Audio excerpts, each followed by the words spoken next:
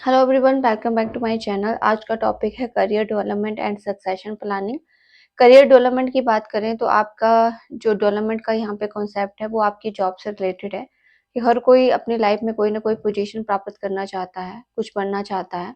तो वो ही एक पार्ट रहता है करियर डेवलपमेंट का कि आप अपने करियर को बनाने के लिए किस प्रकार की डेवलपमेंट अचीव करते हैं। करियर डेवलपमेंट एक सीक्वेंस है, एक्टिविटी है जो लगातार आपकी कंटिन्यूटी में चलती रहती है, ऑर्डर प्रोसेस होती है और आपकी लगातार लाइफ में कुछ ना कुछ जो है करियर की डेवलपमेंट के लिए आप करते रहते हैं, उस ऑब्जेक्टिव को अचीव करते रहते हैं। करियर बहुत सी चीज़ों का मिक्सचर होता है जिसमें कि आप अपने वैल्यूज़ को, एटीट्यूड को, मोटिवेशन को चेंज करते रहते हैं और ग्रो अप होते रहते हैं। तो करियर का जो स्टेज है वो बढ़ता ही रहता है निरंतर। इसके लिए आपको करियर मैनेजमेंट करनी पड़ती है, प्लानिंग करनी पड़ती है। मे बी वो एम्प्लॉय ट्रैवल की हो, कोचिंग की हो, काउंसलिंग के थ्रू हो या फिर प्रमोशंस के लिए कोई भी व्यक्ति अपना मूल्यांकन करता है, अपनी पोस्ट के आधार पे मूल्यांकन कर रहा है, तो वो भी वहाँ पे करियर मैनेजमेंट करेगा, आगे बढ़ने की कोशिश करेगा। तो आप काउंसलिंग के आधार पे करियर प्लानिंग करते हो, कोचिंग के आधार पे करियर प्लानिंग करते हैं, अपने प्रमोशंस के लिए करियर प्लानिंग करते हैं। नेक्स्ट वन आता है इसमें कि what is a career anchors denote, मतलब आपको करियर को मोटिवेट करने के लिए, बूस्टअप करने के लिए आपको कहाँ से मोटिवेशन मिलती है। हर करियर का जो पॉइंट ऑफ व्यू होता है वो अलग अलग होता है। कई बार लोग मैनेजर कम्पिटेंसी के आधार पे अपना करियर बिल्डअप करना चाहते हैं, कुछ टेक्निकल के आधार पे, कुछ सिक्योरिटी के आधार पे, क्रिएटिविटी और ऑटोनॉमी के आधार पे अलग अलग आपका करियर एंकर्स होता है। बेसिक ड्राइव होती है, नीड होती है एक तरह की कि आपकी जो करियर की नीड है वो क्या है। तो किसी की मैनेजर नीड हो सकती है, किसी की टेक्निकल नीड हो सकती है, करियर डेवलपमेंट या करियर प्लानिंग, किसी की सिक्योरिटी नीड हो सकती है, किसी की क्रिएटिविटी या ऑटोनॉमी नीड हो सकती है। फर्स्ट हम बात करेंगे यहाँ पे मैनेजर कॉम्पिटेंस की। तो पर्सन की जो नीड है वो कहाँ से ड्राइव होती है, मैनेजर पोजीशन से ड्राइव होती है। वो चाहता है कि उसे हायर रिस्पॉन्सिबिलिटी मिले, अच्छा बेटर डिसीजन मेकिंग कंट्रोल उसके पास हो, वो दूसरों को प्रभावित कर सके। तो वो उस वे में अपना करियर को डेवलप करना चाहता है। कुछ लोग जो है टेक्निकली कॉम्पिटेंस में एक्सपर्ट होना चाहते हैं, टेक्निकल चीज़ों में एक्सपर्ट होना चाहते हैं, टेक्निकल या फंक्शनल कंटेंट में अपना बेटर परफॉर्म करना चाहते हैं, उसमें वो करियर बनाना चाहते हैं। कई लोग जो है डॉक्टर की डिग्री करते हैं, कई लोग अकाउंटिंग की लाइन में एक्सपर्ट होते हैं, कई लोग जो हैं वो एडवर्टाइजिंग में एक्सपर्ट होते हैं।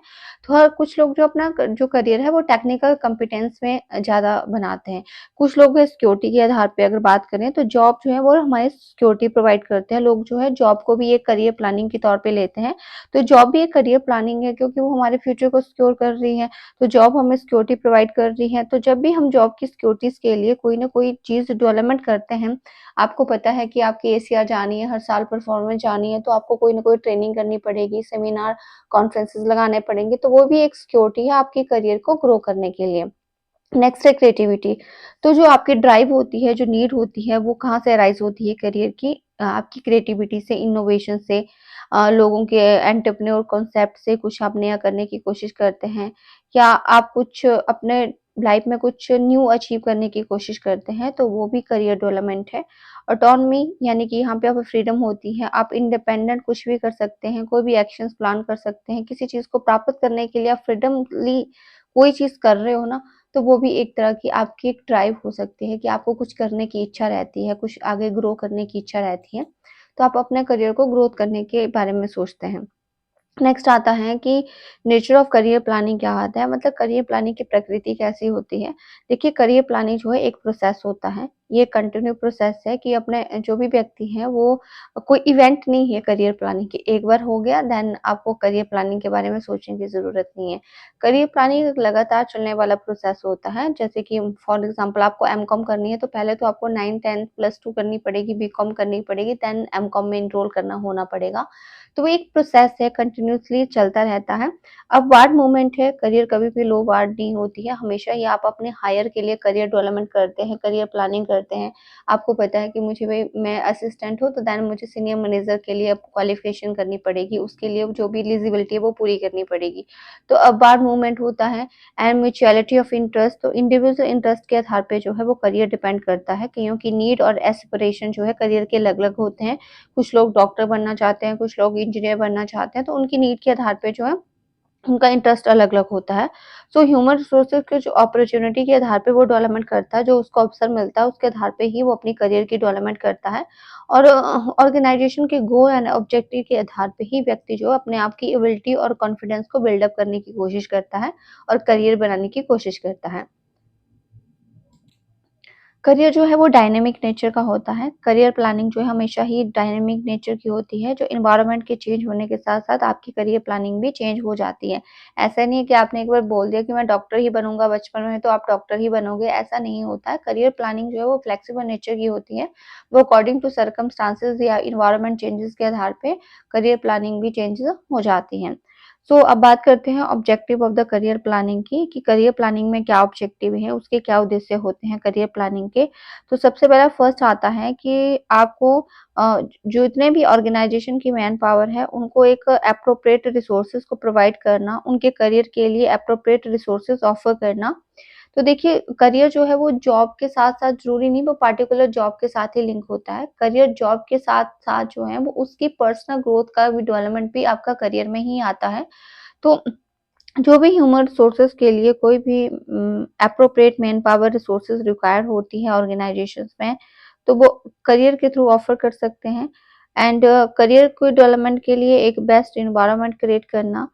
सो to provide environment for effectiveness, efficiency, growth of employee, employee के लिए एक ऐसा एनवायरनमेंट प्रदान करना जो इफेक्टिवनेस हो, एफिशिएंसी को उसको बनाए रखे, उसकी ग्रोथ को बनाए रखे।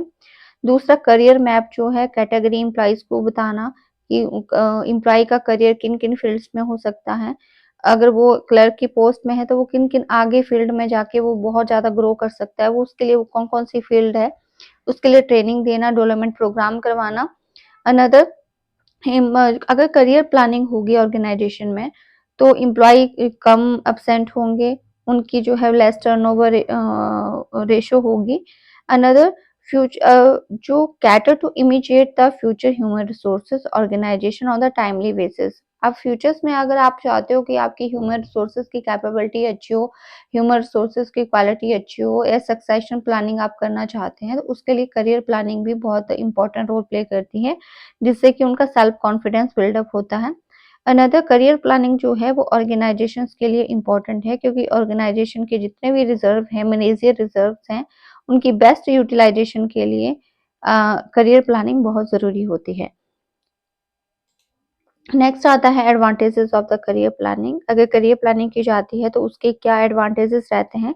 करियर प्लानिंग के एडवांटेजेस जो है वो इंडिविजुअल के लिए खुद के लिए ही नहीं होते हैं बल्कि ऑर्गेनाइजेशन के लिए भी होते हैं क्योंकि ऑर्गेनाइजेशन के साथ उनका हैप्पी रिलेशन बिल्डअप होता है, अच्छी वर्क फोर्स के साथ वो काम कर सकते हैं।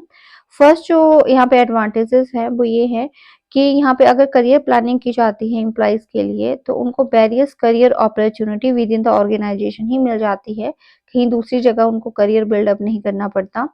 अगर करियर प्लानिंग होगी तो उससे हाई लेवल ऑफ एम्प्लॉय का मोराल बूस्ट होगा। उनमें जो है वो एक तरह के मोराल कंपनी के थ्रू जो है वो एक एडवांसमेंट कोर्स करवाए जाएँगे तो उनसे जो है उनको अच्छा फील होगा। करियर प्लानिंग जो है वो व्यक्ति की lifestyle preferences, family environment and development को प्रभावित करता है। जो भी करियर प्लानिंग होती है, तो पीपल जो भी करियर चूज़ करते हैं, वो उन करियर को चूज़ करते हैं जो उनकी लाइफ़स्टाइल स्टाइल के लिए सही हो, फैमिली एनवायरनमेंट के लिए सही हो, उनकी डेवलपमेंट के लिए सही हो, वो करियर प्लानिंग चूज़ करते हैं। Developing the employee career for the future position. अगर आप किसी भी एम्प्लॉयी की डेवलपमेंट कर रहे हो, उनको ट्रेनिंग दे रहे हैं, उसके करियर के लिए ग्रोथ कर रहे हैं, तो फ्यूचर्स के लिए भी अच्छा है क्योंकि आपको high level employee within the organization मिल जाएँगे। इसके अलावा it help to employee to make the self appraisal. अगर आप खुद का मूल्यांकन करना चाहते हो, आप खुद को देखना चाहते हो, कहाँ स्टैंड कर रहे हो, तो करियर पर्सपेक्टिव के थ्रू आप ओपन माइंडेड व्यू कर सकते हैं करियर प्लानिंग के through. And career planning organisation के लिए इसलिए भी ज़रूरी होती है जिससे कि ऑर्गेनाइजेशन के साथ अच्छा बॉन्ड क्रिएट होता है। और जो एम्प्लॉयी हैं उनकी लेबर टर्नओवर रेशियो कम होती है, एब्सेंटीज़ कम होती है, एब्सेंट वो कम होते हैं काम पे। एंड इंटरनल प्रमोशंस के लिए, अपग्रेडेशंस के लिए करियर प्लानिंग बहुत ज़रूरी है, क्योंकि एम्प्लॉयी को एक सैटिस्फैक्शन प्रोवाइड करवाई जाती है करियर प्लानिंग के थ्रू, कि वो अगर किसी भी तरह का कोर्स करेंगे या कॉन्फ्रेंसेस लगाएँगे, सेमिनार लगाएँगे या किसी भी तरह की ट्रेनिंग करेंगे, या उनको करियर प्लानिंग के बारे में अगर बताया जाएगा, तो उससे क्या है, सेल्फ सैटिस्फैक्शन उनकी ज़्यादा होगी, उनकी एम्प्लॉयी की एबिलिटी भी ज़्यादा बूस्ट अप होगी। अनदर कि एम्प्लॉयी भी ऑर्गेनाइजेशन के साथ लॉयल रहेगा, कमिटेड रहेगा, अगर ऑर्गेनाइजेशन उनको time to time career planning के ग्रो करे। एंड करियर प्लानिंग हेल्प करती है एक कॉर्डियल रिलेशन क्रिएट करने के लिए एम्प्लॉयर और एम्प्लॉयी के बीच, ऑर्गेनाइजेशन और मेंबर्स के बीच अच्छा रिलेशन सेटअप करने के लिए करियर प्लानिंग एक अच्छा बॉन्ड क्रिएट करती है। और कंपनी की इमेज बेटर करने के लिए भी करियर प्लानिंग अच्छी होती है, कि जिस कंपनी में अपने एम्प्लॉयी के लिए करियर प्लानिंग करवाई जाती है, करियर प्लानिंग व्यू पॉइंट उनको बताए जाते हैं, तो उस ऑर्गेनाइजेशन की इमेज भी, गुडविल भी अच्छी होती है ऑर्गेनाइजेशन में। नेक्स्ट यहाँ पे आता है responsibility of the career planning and development. देखिए, किसी भी ऑर्गेनाइजेशन में किसकी रिस्पॉन्सिबिलिटी होती है करियर प्लानिंग के लिए, तो 3 लोगों का रोल बहुत इंपॉर्टेंट हो जाता है, एम्प्लॉयी का, ऑर्गेनाइजेशन का एंड मैनेजर का। सबसे बड़ी जो रिस्पॉन्सिबिलिटी होती है वो खुद की होती है एम्प्लॉइज की, कि हमें खुद आगे बढ़ना है, खुद करियर अपना अच्छा बनाना है, बेस्ट करना है, तो उसे खुद सोचना पड़ता है। दूसरी जो रिस्पॉन्सिबिलिटी राइज होती है वो होती है ऑर्गेनाइजेशन की, क्योंकि ऑर्गेनाइजेशन को ही उसको करियर प्लेटफॉर्म ऑर्गेनाइजेशन ने प्रोवाइड करना है, तो ऑर्गेनाइजेशन का रोल भी इम्पोर्टेंट होता है। और थर्ड जो ये इम्पोर्टेंट रिस्पॉन्सिबिलिटी अराइज होती है मैनेजर की, क्योंकि मैनेजर जो होता है वो ह्यूमन रिसोर्स मैनेजर रिस्पॉन्सिबल होता है, कि वो विभिन्न प्रकार के प्लान एंड डेवलपमेंट जो है वो एम्प्लॉइज को बताएं। सो एम्प्लॉय की रिस्पॉन्सिबिलिटी क्या होती है, कॉम्प्रिहेंटेड होती है, यानी कि एम्प्लॉय को खुद की सेल्फ असेसमेंट करना जरूरी है। उसको ये देखना जरूरी है कि वो कहाँ स्टैंड करता है, क्या उसकी नीड है, क्या उसके गोल है। वो खुद का spot analysis, strength, weakness, opportunity, threats को देखना ज़रूरी है। वो अपनी स्किल को देखें, अपने एक्सपीरियंस और एप्टीट्यूड के आधार पे देखें कि उसे और क्या ज़रूरत है सीखने की, और क्या उसमें एडवांसमेंट होने की ज़रूरत है। अ, इसके अलावा उसे अपने ज़िंदगी में कुछ गोल सेट करने पड़ते हैं, प्लान बनाना पड़ता है। जैसे किसी का सीए जो है वो गोल है कि सीए बनना है मुझे, चार्टर्ड अकाउंटेंट बनना है। तो वो गोल हो सकता है, उसके लिए उसको प्लान बनाना पड़ेंगे, पढ़ना पड़ेगा, सेटअप बनाना पड़ेगा। तो हर इंसान को ना अपना सेल्फ असेसमेंट करना बहुत ज़रूरी है, कि वो कहाँ स्टैंड करता है, उसे और क्या अचीव करने की ज़रूरत है। उसके आधार पे उसके गोल और प्लान बनाए जाते हैं। अब बात करते हैं यहाँ पे ऑर्गेनाइजेशंस की क्या रिस्पॉन्सिबिलिटी होती है, कि ऑर्गेनाइजेशन की रिस्पॉन्सिबिलिटी क्या है करियर प्लानिंग के लिए। देखिए, जो भी ऑर्गेनाइजेशन है उसका मेन काम है कि एम्प्लॉय के लिए रिसोर्सेज प्रोवाइड करना, और उनको सेल्फ अंडरस्टैंडिंग के लिए असिस्ट करना, उनको गोल को अचीव करने के लिए सहायता देना। दूसरा, उनके लिए कम्युनिकेशन, मिशन, पॉलिसी, गोल, ऑब्जेक्टिव बताना। जो भी एम्प्लॉय ऑर्गेनाइजेशन में काम कर रहे हैं उनके लिए एक ऑब्जेक्टिव का सेट बनाना, उनको मिशन के बारे में बताना, पॉलिसी, गोल के बारे में बताना कंपनी के, ताकि वो उसमें भी अपना करियर बना सके। इसके अलावा एम्प्लॉय को इन्फॉर्मेशंस देना करियर पाथ की, कि वो कैसे ही अपना अपना करियर पाथ बना सकते हैं। इसके अलावा एम्प्लॉय को ट्रेनिंग, एजुकेशन प्रोवाइड करना, सपोर्ट प्रोवाइड करना, क्योंकि आप करियर बनाना चाहते हैं तो ऑर्गेनाइजेशन का सपोर्ट बहुत इंपॉर्टेंट रोल प्ले करता है। अब बात करें अगर मैनेजर की रिस्पॉन्सिबिलिटी की, कि जो मैनेजर होता है उसकी क्या रिस्पॉन्सिबिलिटी होती है, तो मैनेजर की रिस्पॉन्सिबिलिटी है एम्प्लॉय से फीडबैक लेना, ठीक है, एम्प्लॉय के साथ बातों को डिस्कस करना, एम्प्लॉय को सपोर्ट करना, उसको अवसर प्रदान करना। एंड एम्प्लॉय ये अपने फील्ड में ऐसे एम्प्लॉय को आइडेंटिफाई करना जो बहुत मतलब इंटेलिजेंट है, अच्छे हैं, उनको बताना कि आप किस फील्ड में जा सकते हो। कई बार क्या होता है, हमारे इर्द-गिर्द बहुत से लोग होते हैं, वो हर फील्ड में एक्सपर्ट होते हैं, तो हम बता सकते हैं कि आपके लिए कौन-सी फील्ड बेटर है, तो वो मैनेजर को बतानी चाहिए। इसके अलावा जो है मैनेजर को फॉर्मल, इनफॉर्मल रियलिटी ऑर्गेनाइजेशन के एम्प्लॉयी को बतानी चाहिए, कि एम्प्लॉयी के साथ वो कम्युनिकेट करता रहे, एम्प्लॉयी को वो एक्सपोज़र बताता रहे, एम्प्लॉयी को बताता रहे कि आपकी ग्रोथ अपॉर्च्युनिटी कैसे हो सकती है, कैसे आप ग्रो अप कर सकते हैं, कैसे आप अपने ऑर्गेनाइजेशन के गोल क्या हैं, और ऑर्गेनाइजेशन के गोल के साथ पर्सनल गोल किस तरह से अटैच हो सकते हैं, वो मैनेजर का काम है बताना। Now is the process of the career planning. अब देखिए प्रोसेस क्या है। सबसे पहले prepare to the personal inventory. सबसे पहले ऑर्गेनाइजेशन के जो एम्प्लॉई हैं उनको देखना है कि उनका स्टेटस क्या है, ड्यूटी क्या है, क्या क्वालिफिकेशन है, क्या एबिलिटी है, क्या एप्टीट्यूड है उनका, क्या उनको रिस्पॉन्सिबिलिटी है। तो किस तरह के कोलीग्स जो हैं वो ऑर्गेनाइजेशंस में हैं, क्या मैन पावर कितनी सरप्लस में है, कितनी शॉर्ट्स हैं। ये जो एम्प्लॉयी के हिसाब से जो इन्वेंटरी होती है, जो ह्यूमन बीइंग कितने अवेलेबल हैं, कितने कम हैं, कितने ज़्यादा अवेलेबल हैं, उस आधार पे करियर प्लानिंग जो है वो प्रोसेस किया जाता है। Second, identify to individual need and aspiration. हर इंसान की अपनी इंडिविजुअल नीड होती है, वो अपने आधार पे अलग से करियर प्लानिंग करते हैं। तो इंडिविजुअल को सेल्फ असेसमेंट करनी चाहिए, उसको अपनी स्किल, एक्सपीरियंस, एप्टीट्यूड को देखना चाहिए। हर ऑर्गेनाइजेशन में एक फॉर्मल असेसमेंट सेंटर होता है, जैसे वर्कशॉप होती है, सेमिनार होते हैं। और जो एम्प्लॉय होते हैं वो अपने सब्जेक्ट के आधार पे टेस्टिंग करते रहते हैं, एक्सरसाइज करते रहते हैं, इंटरव्यू देखते रहते हैं, जिससे कि उनको पता लग जाता है वो किस पॉइंट पे वीक हैं, कहाँ पे उनको अपना करियर जो है वो बनाना चाहिए, कहाँ पे किस साइड जो है करियर उनका हो सकता है। तो ऐसे बहुत से ऐसे वर्कशॉप, सेमिनार होते हैं जो एम्प्लॉय के करियर के गोल को सेट करने के लिए हेल्प करते हैं। तो यहाँ पे इंडिविजुअल की नीड को जानना, उनको एस्पिरेशंस देना कि कहाँ से वो करियर कैसे बना सकते हैं, करियर पाथ जो है वो गाइड करना। नेक्स्ट आता है analysing to career opportunity. Human source manager जो है जब एम्प्लॉय के बारे में जान लेता है, नीड और एस्पिरेशन के बारे में जान लेता है, उसके बाद उसको करियर पाथ बताना होता है कि वो अपने गोल तक कैसे पहुंच सकते हैं। सो करियर डिमांड जो है वो करियर कैसा होगा या करियर डिमांड डिपेंड करती है इंसान के नॉलेज, स्किल, एक्सपीरियंस, एप्टीट्यूड पे। तो उस हिसाब से ही करियर पाथ बताया जाता है कि उस करियर के पाथ को चूज करने के लिए क्या आपको नीड पड़ेगी, क्या आपको जरूरत पड़ेगी, किस तरह की ऑर्गेनाइजेशन की रिक्वायरमेंट है। माना फॉर एग्जांपल एक कोई सीईओ बनना चाहता है, वो सीईओ के लिए क्या रिक्वायरमेंट है, क्या पाथ है। कोई सीनियर मैनेजर ही बनना चाहता है, उसके लिए क्या पाथ है वो बताया जाता है। And concurrence of the employ aspiration and the career opportunity. तो देखिए कई बार क्या होता है कि हमें अपने नीड के आधार पे जो है वो कॉम्पिटेंट एम्प्लॉय ढूंढने पड़ते हैं। बहुत से ऐसे अफसर होते हैं, उस अफसर की पहचान करनी पड़ती है और उन अफसर के आधार पे जो है कॉम्पिटेंट एम्प्लॉय को आइडेंटिफाई करना पड़ता है।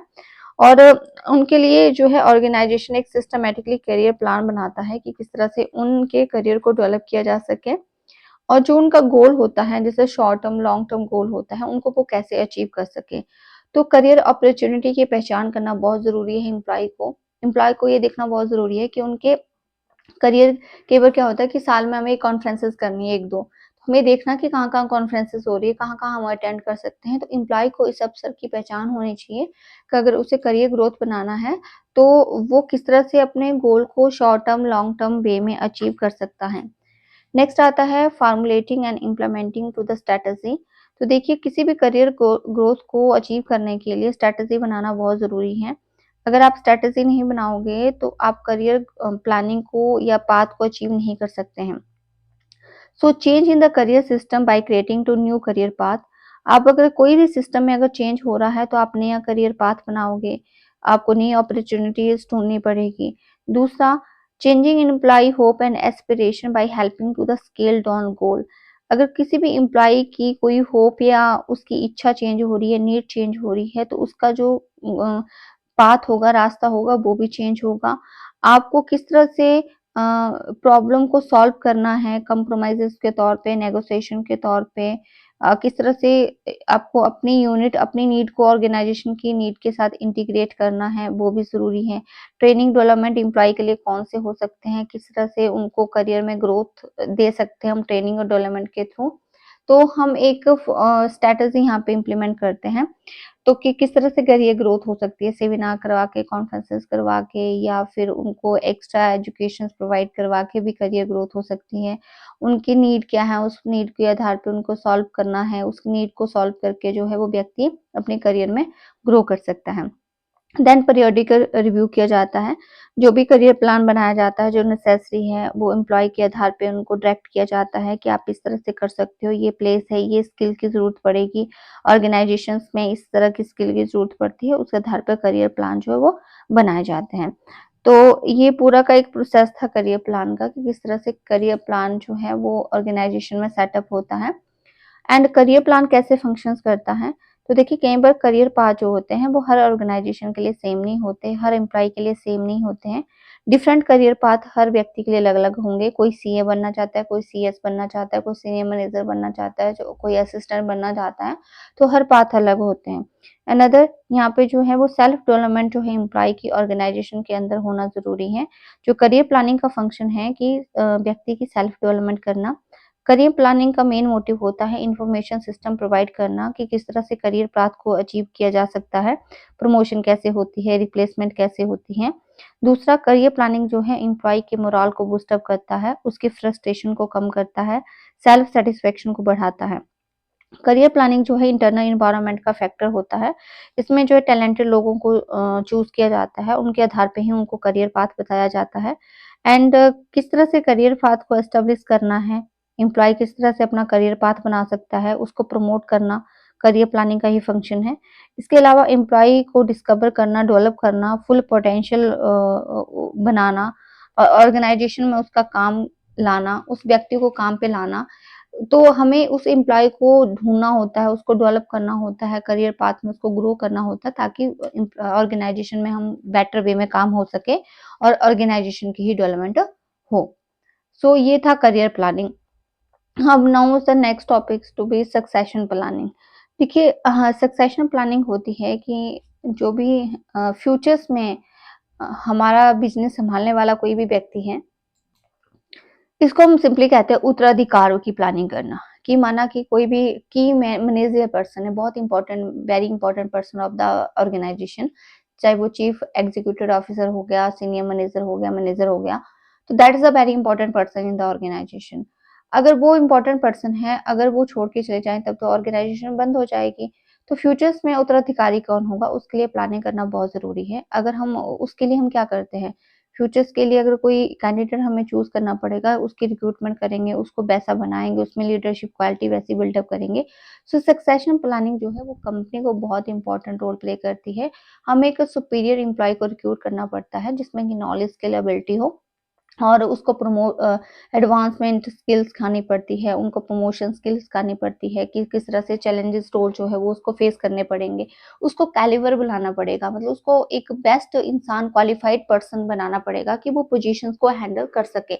अगर कोई भी जो है वो की मैनेजर पर्सन फ्यूचर्स में नहीं होंगे, जैसे सीईओ नहीं है, सीनियर मैनेजर नहीं है, तो वो उनकी काम कर सके, उनकी पोस्ट को वो हैंडल कर सके। तो इसलिए सक्सेशन प्लानिंग, उत्तराधिकारी की प्लानिंग करना बहुत ज़रूरी है। सक्सेशन प्लानिंग क्या होती है? एक जहाँ पे हम व्यक्ति को सिलेक्ट करते हैं, कौन-सा व्यक्ति होता है जो टैलेंटेड होता है, जो एक अच्छा रोल प्ले कर सके, एक पोटेंशियल लीडर हो, मेंटरिंग का काम कर सके, जो टॉप लेवल के रोल को प्ले कर सके। तो ऐसे बहुत से एम्प्लॉयी होते हैं जिनको हम प्रमोट करते हैं, या कंपनी के बहुत से अच्छे ऐसे अधिकारी होते हैं जो रिटायर होके दोबारा से उस पोस्ट में आ जाते हैं। तो वही, अब ये प्लानिंग करना बहुत ज़रूरी है। अब या तो अगर आप प्लानिंग नहीं करोगे, उनको एम्प्लॉयी को रिटेन भी करना है। रिटेन का मतलब है ऐसा नहीं हो कि आप एम्प्लॉयी को तैयार कर रहे हैं हाई पोस्ट के लिए और बाद में वो छोड़ के चला जाए। फिर उनको आपको रिटेन भी करना है अपने ऑर्गेनाइजेशन में, एंड बेस्ट उनको बनाना भी है। उनको एक अच्छा इंसान भी बनाना है, अच्छा टैलेंटेड पर्सन भी बनाना है, स्किलफुल पर्सन भी बनाना है ताकि फ्यूचर में वो उत्तराधिकारी बने, देन वो रिस्पॉन्सिबिलिटी के लिए तैयार हों। हम बात करते हैं need and objective of the succession planning. Need and objective of succession planning में क्या आता है? To identify the ongoing need of the replacement and design to appropriate training employee development program. देखिए, जिस जो भी व्यक्ति हमने रिप्लेस करना है, जैसे कि सीईओ रिटायर हो गया, अब सीईओ नया बनेगा तो रिप्लेस करना पड़ेगा ना। तो वो जो व्यक्ति होगा वो उसको ट्रेनिंग के माध्यम से हम उसमें कैपेबिलिटी बिल्डअप कर सकते हैं, डेवलपमेंट प्रोग्राम करवा के उसको बेटर बना सकते हैं। दूसरा, increase the pool of talented employee to fill key position. अब की पोजीशंस का मतलब है जो वेरी इंपॉर्टेंट पोजीशन होती है, जैसे मैनेजर हो गया, सीईओ हो गया। तो इतने इंपॉर्टेंट पोजीशंस पे अगर आप किसी को रिप्लेस करना चाहते हैं, आप बैठाना चाहते हो, तो वो टैलेंटेड पर्सन को ही बैठाएँगे ना आप। तो सक्सेशन प्लानिंग इसलिए भी ज़रूरी है कि अगर कोई भी पोस्ट, इंपॉर्टेंट पोस्ट खाली होती है, तो वहाँ पे हमने किसको बिठाना है, किसको अपॉइंट करना है। To accelerate the development and improve the retention of the talented people. Succession planning का मेन मोटिव होता है कि जो भी टैलेंटेड व्यक्ति है ना, वो ऑर्गेनाइजेशन में ही रहें, छोड़ के ना जाएं। And add value of the organisation, strategic plan and contribute to ongoing business strategy. तो यहाँ पे है कि आप बिजनेस स्ट्रेटेजी की बना के आप जो है वो एक ऑर्गेनाइजेशन की वैल्यू को क्रिएट कर सकते हैं। वो स्ट्रेटेजी सक्सेशन प्लानिंग की बनाने की बात कर रही है यहाँ पे। And ensure to individual receive appropriate development opportunity. देखिए करियर गोल है, उस करियर गोल को अचीव करने के लिए आपको एक डेवलपमेंट प्रोग्राम बनाने पड़ेंगे, अपॉर्चुनिटी विकसित करनी पड़ेगी ताकि लोग उस अपॉर्चुनिटी का फ़ायदा उठा के अपने करियर गोल को अच्छे से अचीव कर सके। तो इंडिविजुअल अब इंश्योर हो जाएगा कि उसका एप्रोप्रिएट डेवलपमेंट अपॉर्चुनिटी है इस ऑर्गेनाइजेशंस में। सो यहाँ पे सक्सेशन प्लानिंग जो है वो करियर गोल के लिए भी होती है। And organisation to full assess to intellectual capital of the employee. अगर आप सक्सेशन प्लानिंग करोगे, उत्तराधिकारी की प्लानिंग करोगे, तो उससे क्या होगा, आपके ऑर्गेनाइजेशन में एक बेस्ट इंसान मिलेंगे, आपको अच्छे कैलिबर वाले लोग मिलेंगे। Now the process of the succession planning. Succession planning में क्या प्रोसेस रहता है? सबसे पहले आता है आइडेंटिफाई टू क्रिटिकल पोजीशन। सबसे पहले आपको क्या करना है, सक्सेशन प्लानिंग में जो पोजीशन है जिस पे किसी व्यक्ति को अपॉइंट करना है उसका रोल क्या होगा, वो आपको जज करना है। बाकी ये भी देखना है बिजनेस ऑब्जेक्टिव के आधार पे ऑर्गेनाइजेशन में किस तरह से सक्सेशन प्लानिंग कर सकते हैं। तो विदाउट किसी के रोल से ऑर्गेनाइजेशन काम नहीं करती है। जैसे सीईओ के बिना या की मैनेजर पोजीशन के बिना ऑर्गेनाइजेशन काम नहीं करेगी। तो आपको देखना पड़ेगा कि क्रिटिकल पोजीशंस क्या है, मतलब जिस रोल पे हमें उस व्यक्ति को बैठाना है, किसी को भी अपॉइंट करना है, रिप्लेस करना है, वो पोजीशन क्या है, उसका क्या रोल है। Identify to competency. तो आपको पता होना चाहिए कि उस पोजीशंस पे क्या मतलब क्वालिफिकेशन होना ज़रूरी है, क्या कॉम्पिटेंसी होना ज़रूरी है, उसमें क्या कैपेबिलिटी होना ज़रूरी है। तो उसमें कैपेबिलिटी अगर किसी तरह की कमी पाई जा रही है तो उसको आपको बिल्डअप करना पड़ेगा। Identify to succession management strategy. देखिए अगर उत्तराधिकारी बनाना है ना, उसके लिए स्ट्रैटेजी बिल्डअप करनी पड़ेगी। स्ट्रैटेजी जो है वो सेवरल ह्यूमन रिसोर्सेज स्ट्रैटेजी होती है, जो इंटरनली टैलेंटेड पूल, आपको टैलेंटेड व्यक्ति जो है इंटरनली अगर मिलेंगे, नहीं तो रिक्रूट करने पड़ेंगे। रिक्रूट करके भी आप उस पोस्ट में बैठा सकते हैं, नहीं तो आप किसी को टैलेंटेड व्यक्ति को प्रमोट करके आप उस पोस्ट में ट्रांसफर कर सकते हो। तो उसके लिए भी क्या करना पड़ता है, आपको मैनेजमेंट स्ट्रैटेजी बनानी पड़ती है। इसके अलावा डॉक्यूमेंट इम्प्लीमेंट सक्सेशन प्लान। तो सक्सेशन प्लानिंग के लिए एक एक्शन प्लान बनाना पड़ता है, एक डॉक्यूमेंट प्रिपेयर करना पड़ता है, जिसमें टाइमलाइन बताना पड़ता है, रोल रिस्पॉन्सिबिलिटी बतानी पड़ती है कि किस तरह से जो है उत्तराधिकारी की प्लानिंग होगी। Evaluate to effectiveness. So department wise जो है एजेंसी वाइज सक्सेशन प्लानिंग होती है और उसको सक्सेसफुल बनाने के लिए मूल्यांकन करना ज़रूरी है। सिस्टमैटिकली मूल्यांकन होगा, जो वर्कफ़ोर्स डाटा के आधार पे मूल्यांकन होता है। तो आपको अपनी सक्सेशन प्लानिंग जब आप बना देते हो प्लानिंग, तो उसका मूल्यांकन करना भी ज़रूरी है, उसको इवैल्यूएट करना भी ज़रूरी है कि कितना इफ़ेक्टिव आपने सक्सेशन प्लानिंग बनाई है। What is the role of the succession planning? Succession planning का रोल क्या है? देखो जो ह्यूमन रिसोर्स है वो इम्पोर्टेंट रोल प्ले करता है सक्सेशन प्लानिंग में, क्योंकि उसको ही डिसाइड करना है कि सक्सेसर कौन होगा, ऑर्गेनाइजेशन का उत्तराधिकारी कौन होगा, किस तरह से बनाया जाएगा, किस तरह से डेवलपमेंट प्लान उसके बिल्डअप किए जाएँगे, मॉनिटरिंग प्रोग्राम किस तरह से बिल्डअप किए जाएँगे, फीडबैक किस तरह से ली जाएगी। तो ये सारा काम ह्यूमन रिसोर्स डिपार्टमेंट का होता है सक्सेशन प्लानिंग का। इसके लिए जो है वो एम्प्लॉयी के लिए करियर पाथ बनाए जाते हैं और डिफरेंट सेक्टर्स में डिफरेंट करियर पाथ होते हैं, वहाँ से लोगों को चूज़ किया जाता है, उनको इंटरनल और एक्सटर्नल फैक्टर के आधार पे हम चूज़ करते हैं। तो ह्यूमन रिसोर्सेज़ क्या कर सकती है? अगर आप सक्सेशन प्लानिंग करना चाहते हैं तो ह्यूमन रिसोर्सेज़ का रोल क्या है? देखिए आप ऑर्गेनाइजेशन के बाकी डिपार्टमेंट के साथ कोलैबोरेट करके एक लीडरशिप डेवलपमेंट कर सकते हैं। सक्सेशन प्लानिंग के लिए स्ट्रैटेजी बिल्डअप कर सकते हैं कि फ्यूचर्स की नीड क्या है, फ्यूचर की नीड के आधार पे आप सक्सेशन प्लानिंग कर सकते हैं। आप आइडेंटिफ़ाई कर सकते हैं कि आपके ऑर्गेनाइज़ेशन में वेरी इम्पोर्टेंट पोज़ीशंस कौन-सी है। अगर वो खाली हो जाती है तो उसको कौन उसका रोल प्ले करेगा, उसके आधार पे आप सक्सेशन प्लानिंग कर सकते हैं। इसके अलावा आप पोटेंशियल सक्सेसर को अपॉइंट करने के लिए प्लानिंग कर सकते हैं कि कौन-सा ऐसा एम्प्लॉयी है जो आपको कैलिबर लग रहा है, उसके लिए डेवलपमेंट प्लान बना सकते हैं। इसके अलावा एम्प्लॉयी कौन कमिटेड है जिसकी ग्रोथ करवा सकते हैं, न्यू रिस्पॉन्सिबिलिटी क्या एम्प्लॉयी को आप दे सकते हैं, उसके आधार पे आप सक्सेशन प्लानिंग कर सकते हैं। इसके अलावा आप ओनरशिप मोटिवेशन के आधार पे एम्प्लॉयी को मोटिवेट कर सकते हैं। आप बता सकते हैं कि करियर एडवांसमेंट के लिए एम्प्लॉयी के लिए क्या रास्ता है विद इन द ऑर्गेनाइजेशन। तो वो भी एक सक्सेशन प्लानिंग ही होती है, उत्तराधिकारी प्लानिंग ही है। अगर आप अपनी डेवलपमेंट कर रहे हो, करियर की एडवांसमेंट कर रहे हो, तो आप उस पोस्ट को अचीव कर सकते हैं की मैनेजर पोजीशंस की। सक्सेशन प्लानिंग बहुत इंपॉर्टेंट रोल प्ले करती है और बहुत से ऐसे रीजंस हैं जिसके आधार पे इम्पोर्टेंस इसकी बढ़ जाती है। पहला, बिजनेस कंटिन्यूटी और रिस्क को अगर मैनेज करना है, अगर आप चाहते हो कि आपका बिजनेस निरंतर चलता रहे, ऐसा नहीं हो कि सीईओ की डेथ हो जाए, बिजनेस खत्म हो जाए, तो आप तो चाहेंगे ना कि सीईओ की पोस्ट पे कोई और दूसरा व्यक्ति जो है वो बैठे। तो उसके लिए सक्सेशन प्लानिंग, उत्तराधिकारी की प्लानिंग करना ज़रूरी है। ऑर्गेनाइजेशनल स्टेबिलिटी मेंटेन करने के लिए कि ऑर्गेनाइजेशन में जो व्यक्ति है वो रिटेन रहे, फॉरएवर स्टेबिलिटी बने रहे और ऑर्गेनाइजेशन के मोरल एम्प्लॉयी का बिल्डअप हो, उनका कॉन्फिडेंस अच्छा हो फ्यूचर्स के लिए, तो आपको सक्सेशन प्लानिंग करनी पड़ेगी। इसके अलावा नॉलेज ट्रांसफर क्या होता है, आप किसी पोस्ट पे हो, क्लर्क की पोस्ट में है, आप बड़ी पोस्ट में चले जाओगे तो नॉलेज भी ट्रांसफर होगा, तो नॉलेज ट्रांसफर के लिए भी सक्सेशन प्लानिंग ज़रूरी है। And retain the top talented person, अगर आप चाहते हो कि जो हाई क्वालिफाइड पर्सन है या हाई टैलेंटेड पर्सन है ऑर्गेनाइजेशन के, वो लंबे टाइम तक आपके ऑर्गेनाइजेशन के लिए बने रहे, लंबे टाइम तक सीनियर एम्प्लॉई या एग्जीक्यूटिव में रहे लगातार, तो उसके लिए भी सक्सेशन प्लानिंग ज़रूरी है। And helping to plan prepare to future based different scenario, तो देखिए सक्सेशन प्लानिंग जो है वो फ्यूचर के आधार पे प्लानिंग होती है, तो फ्यूचर में कोई भी टाइम पीरियड आ सकता है, चेंजेस एनवायरनमेंट होते हैं, कोई ना कोई चीज़ चेंज ही हो रही होती है, तो उसके आधार पे सक्सेशन प्लानिंग करना बहुत ज़रूरी है और जिससे कि स्टेक होल्डर का कॉन्फिडेंस बिल्डअप होता है, इन्वेस्टर का कॉन्फिडेंस बिल्डअप होता है अगर आप सक्सेशन प्लानिंग करते हैं। लीडरशिप डेवलपमेंट, सक्सेशन प्लानिंग में क्या होता है, एक ऐसा स्ट्रक्चर बिल्डअप किया जाता है ताकि न्यू जनरेशन में लीडरशिप क्वालिटी बिल्डअप हो सके, ऑर्गेनाइजेशन को वो आगे लेके जाए। प्रिवेंटिंग टू कन्फ्लिक्ट, अगर किसी तरह का नेगेटिव कन्फ्लिक्ट है या डाइफंक्शन कन्फ्लिक्ट है, नेगेटिव कन्फ्लिक्ट है बिटवीन द एम्प्लॉयर एम्प्लॉई या अदर पर्सन, तो उसको कम करने के लिए सक्सेशन प्लानिंग बहुत ज़रूरी रोल प्ले करता है, क्योंकि जो भी स्ट्रगल होते हैं may be arise with in the company, कई बार कंपनी के अंदर ही स्ट्रगल्स होते हैं, ग्रुप बन जाते हैं अलग अलग, एक ग्रुप दूसरे ग्रुप को डोमिनेट करने की कोशिश करता है, तो इस तरह के कन्फ्लिक्ट को सॉल्व करने के लिए सक्सेशन प्लानिंग बहुत ज़रूरी रोल प्ले करती है। नाउ नेक्स्ट वन आता है, not only does succession planning major benefit कुछ but there is also risk to neglecting it, अगर हम सक्सेशन प्लानिंग नहीं करेंगे तो कुछ इसके ड्रॉबैक भी हैं।